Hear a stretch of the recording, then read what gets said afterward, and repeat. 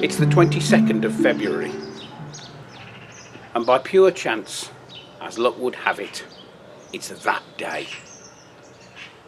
The first day, the day the future arrives.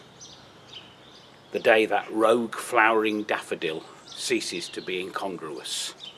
There are pin-bright days in January, but they're pin-bright days in January. There's something different. We haven't got time to discuss those now. These warm days, warm soft days at the end of February are something I look forward to with the turn of every year. Suddenly, the air is softer. It's as if it's loosened its hold somehow. And there are birds that you haven't heard for a while, old friends, the wood pigeon, cooing in the distance. T.S. Eliot said that April was the cruelest month, mixing dead roots with desire. And I don't think February's cruel, but it's the one with that potent, heady mix for me, where everything is all mixed up together. It's all behind us and all to come in time's ever-rolling stream. It's also the fourth time I visited Claverley Church, but more about that inside.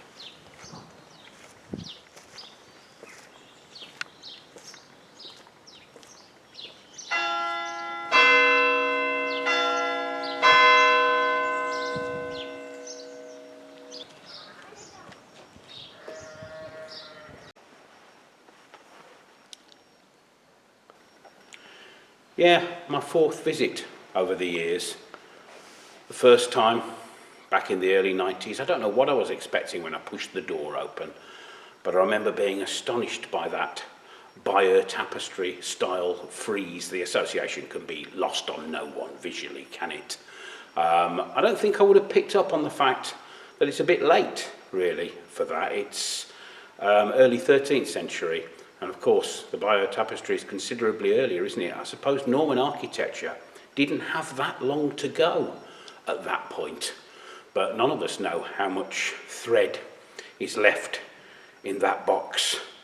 Little bit of thread sticking out, we can't see how much there is inside. You might be able to pull it and pull it and pull it and pull it, or you might just pull it and find yourself with a tiny little bit like that. But I digress, and intimations of mortality are part of the digression, because the second time I came with my then small children and wife, my wife wasn't any smaller than she normally is, was the day, strangely enough, Harris, before I met you for the first time. I don't know what that means. Does that mean anything?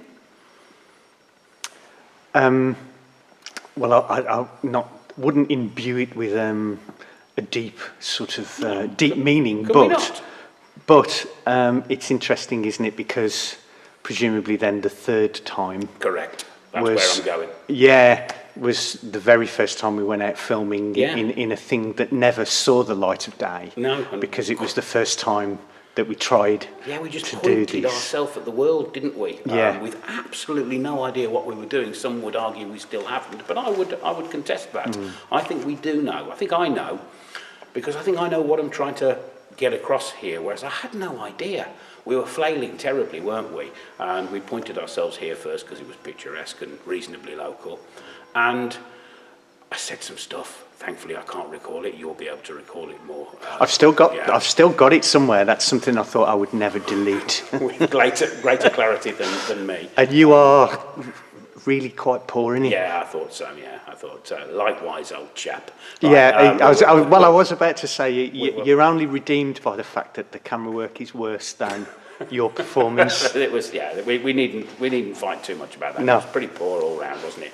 But as you say, it never saw the light of day, and I think that's because we didn't know what we wanted to get across, and that's one of the things I now want to get across: the time of year, the play of light, the sense of these places, the sense of places, and of being at the time of your life and the time of the year colliding with these places, because that's what it's all about, isn't it? Whether you go and see a painting in an art gallery when you're 12 or when you're 56, the experience is transmuted, isn't it? It's utterly different.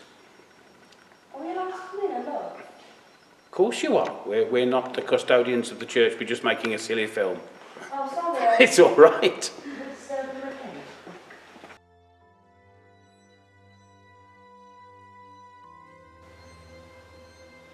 Yeah, and to continue, the collision of all those things, the time of year, the time of oneself, the architectural period, the stylistic period, once again, to quote Philip Larkin, the unique random blend of families and fashions, and the little bits that we thrill to. And we're trying to get them across to whoever's looking or listening to say that this is what flames me into being, and I want you to know that. There's something very exciting about the play of light in an English church, in a church from whatever country or period, of course, any building of note, but its Englishness is rooted deep within me, and not in a jingoistic sense at all. I'd like to push that as far as I can away, particularly in this particular period, too many particulars, but hey, in which we reside, because the world's changed a lot in the 14 years since we were here last. But more than anything, it's the fact that that flame, that English flame, that 20th century flame, is necessarily dying. I was listening to Pulp yesterday, My Legendary Girlfriend, where Jarvis Cocker says, and I wonder how many more times I'm going to come here, and I wonder how many more times I'm going to lie here, and most of all, I wonder what it means.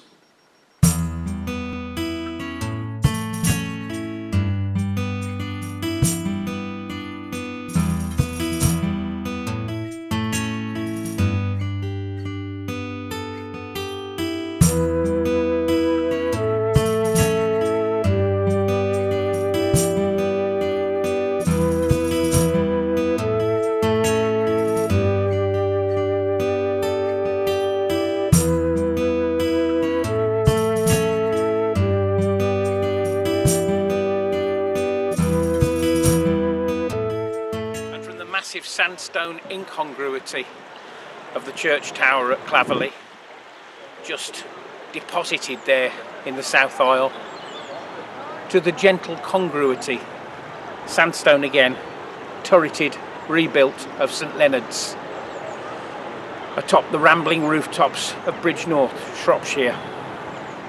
It's a church spotter's paradise round here, which wasn't a #1 hit for Coolio in 1995.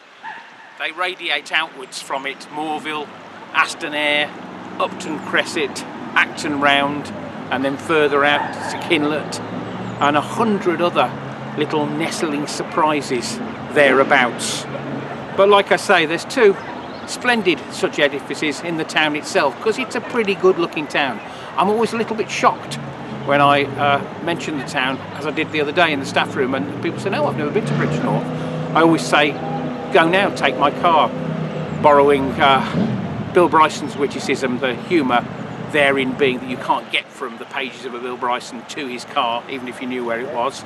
The humour, I like to think, overlaid in my own take by the fact that I don't have a car and wouldn't be able to drive one, even if I did. Just to point out to our viewers that that's because you have not passed your driving test, not because you've been banned for dangerous or drunken driving. Didn't occur to me.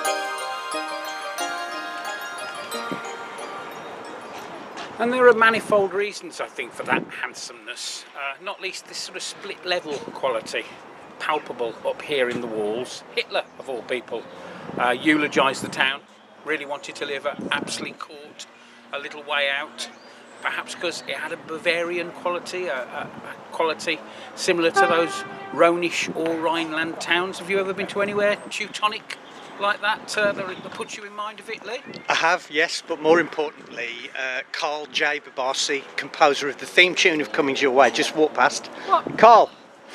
That's a bit of a coincidence, isn't it? It's completely serendipitous that he happened to be here today. Hello, Carl. Hello, Lee. There we go. Astonishing, given we were just talking about the origins of Cummings Your Way and looping circuitously back to the beginning like that. It's almost as if it was planned. It is great to meet you in this completely unplanned way. A cynical mind would think that. Pure happenstance, just apropos of nothing. The universe doesn't do coincidences. No, just accidents in a busy place, you're correct. Walking past looking like Bob Dylan in Blonde on Blonde. Thanks. Oh, Yeah. sorry. Him. Anyway, Carl, I suppose your life's really taken off, really, since that early foray into soundtrack work. It's funny you should mention that, but you know, I can't believe it's been 11 years since that day. I mean, not long after I had a phone call from the BBC saying, "Would you pick up the new series of Oh no, wait, that was Murray Gold." Oh. But you did do those film soundtracks, didn't you? Requiem for a Dream and Moon. Oh, no, that was Clint Mansell, wasn't it? Yeah. Anyway, it has been nice seeing you, Carl. Good to see you too. See you later.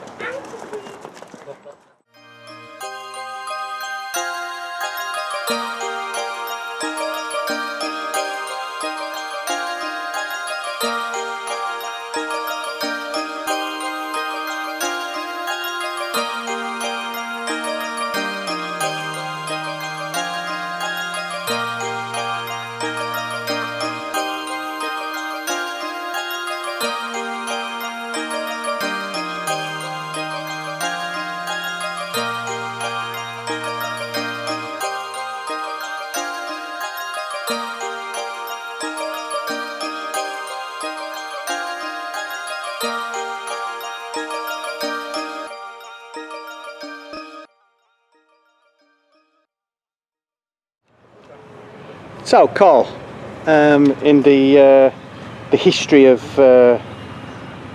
Cummings Your Way, have you got any favourite episodes that your music fronts up? I think one of my favourite episodes is what's that one where you walk down that street and it's somewhere in South Staffordshire. I forget the name of the village now. Oh no, it wasn't a village in South Staffordshire. Did you like the Worcester episode? That was, do you know, that was my absolute favourite. Yeah, we haven't filmed there, Carl. Have you watched any Cummings Your Way? Having written the theme tune, did you actually get around to watching any? Well, you know, I've got a lot to do. You know, it's a busy life, but I will. I promise I will. We understand. Well, I understand. I'm not sure Dan does, but nobody else watches them either, so I wouldn't worry too much. Well, I mean, this has helped me to see the error of my ways, and I will actually tune in from now on. Splendid.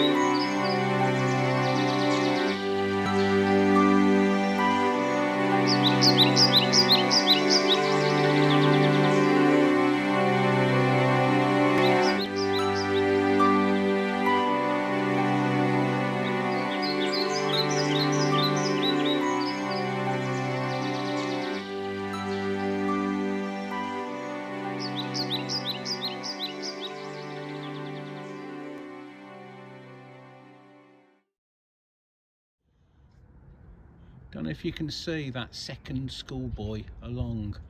Both of his feet seem to be elevated from the ground. In fact, I think maybe both of them are, in a way that puts me in mind of George Stubbs's 18th century paintings of horses, in which all four legs are preposterously off the ground at the same time.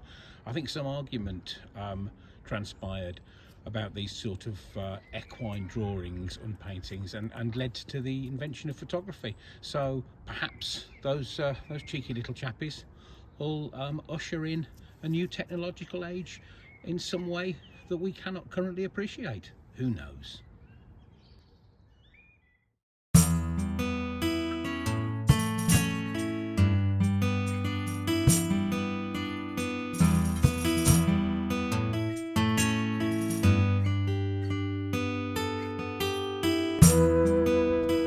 Was there ever a lovelier slice of town anywhere?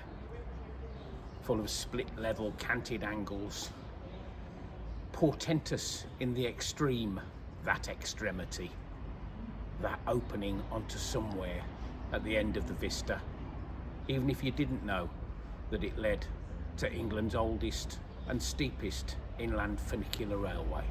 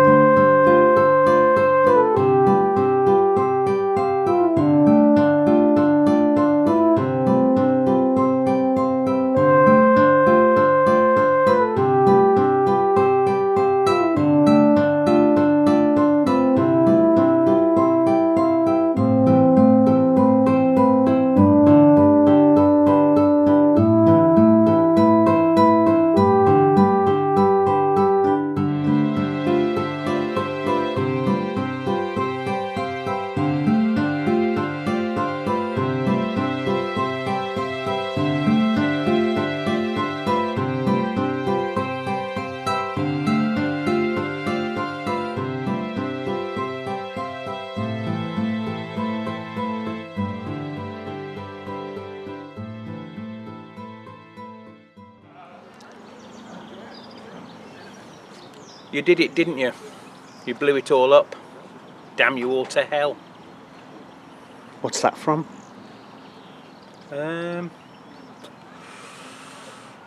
Terminator 2? Oh, yeah. Or was it Dead Ringers? The Jeremy Irons film. That's the one. Yeah, I think it's that. Yeah, I think Yeah. you're right. I'll tell you what it reminds me of. What? Charlton Heston at the end of Planet of the Apes. Very few things remind me of that, so Yeah, I can't really empathise. You hadn't thought of that, had you?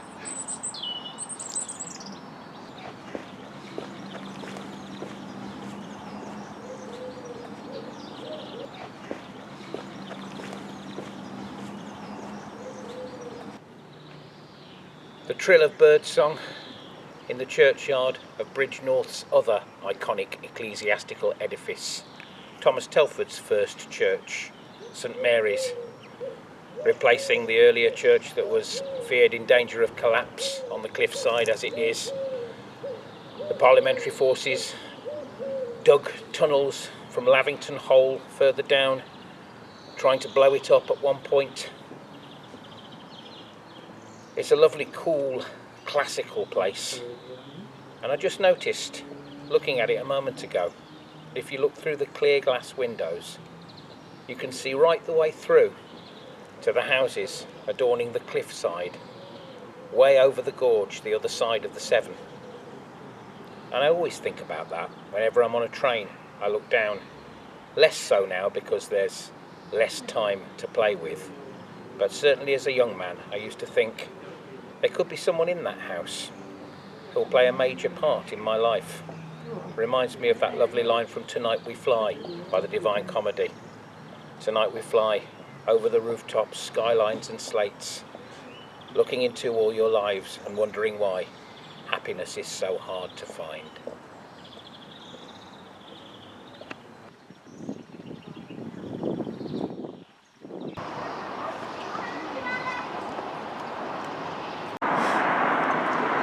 I see you wearing another one of my dad's ties today. Yeah, second of the bag of 3 that you kindly bequeathed me. A pleasure and a privilege, as always. I seem to remember the first one was back in July in the Shropshire area of outstanding natural beauty, and I think we established on that day, didn't we, that he wouldn't really have enjoyed that day that much. Do you think he would have enjoyed this day anymore? Slightly more, maybe. I think we did come here when I was younger. Yeah. It was a day trip sort of place. Yes, absolutely. But yeah, probably not hugely. I think he'd be happier to be left in his armchair, to be honest. And I think his ties anyway are getting around more with Cummings Your Way now that he's no longer with us than he used to when he was here. A poignant thought doing the travelling for him.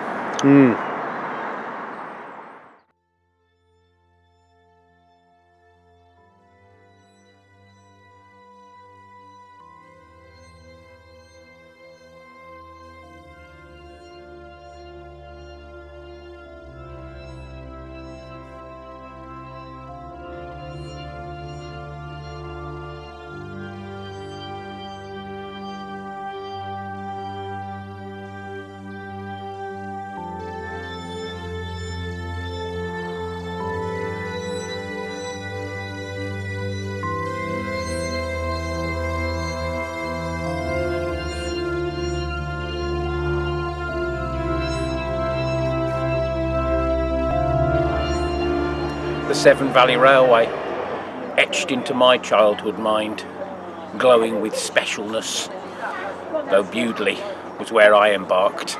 It's very Cummings world up here, isn't it? The British Rail travel posters, the sense of embarkation to an English destination, and the sense of the Black Country and the West Midlands bleeding into other places. It's only just Salopian here. We're not knee-deep in Shropshire yet. The accents are still a little bit brummy, to use that word I don't like. There's a sense of holiday making, of, as I said before, it being almost a dormitory for the places I grew up in. A lovely place to stand and think in the fragile light of a February afternoon.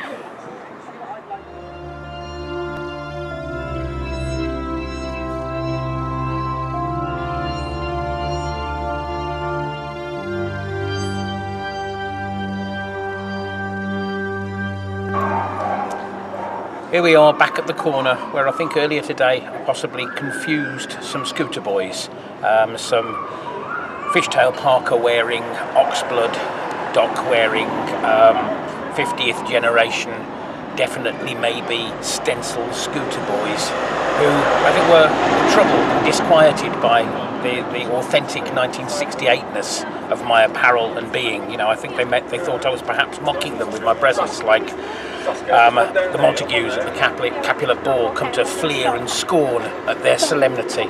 But it's also quite important in Cummings Your Way law for 2 further reasons.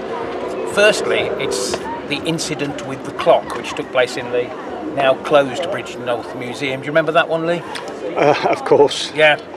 It was all going well until we asked to film the clock, and then for reasons which we still don't understand, it was as if we had transgressed in a way that no one had ever transgressed before. And it's also where we received some of our first constructive feedback via the luminous portal of YouTube, whereby the reverse shot of the gate there incorporated a boy on his bike, and someone had messaged in helpfully with, "That's my brother on the bike, get this taken down, you Cummings knob."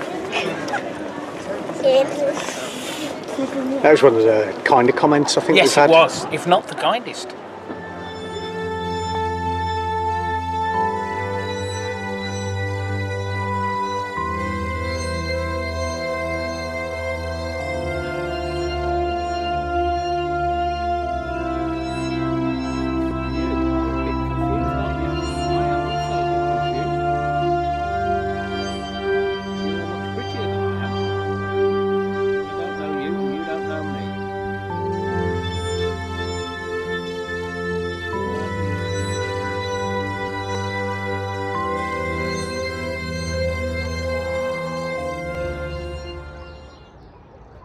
The sense of seasonal change is palpable. You can almost feel the buds unfurling and the foliage thickening up, the sap rising. You can feel time in a different sense on a different track. And on that note, I know change isn't always a bad thing, but there's something very lovely about the fact that Bridgnorth today looks pretty much like it does on the travel poster adorning the wall on the platform of the Severn Valley Railway.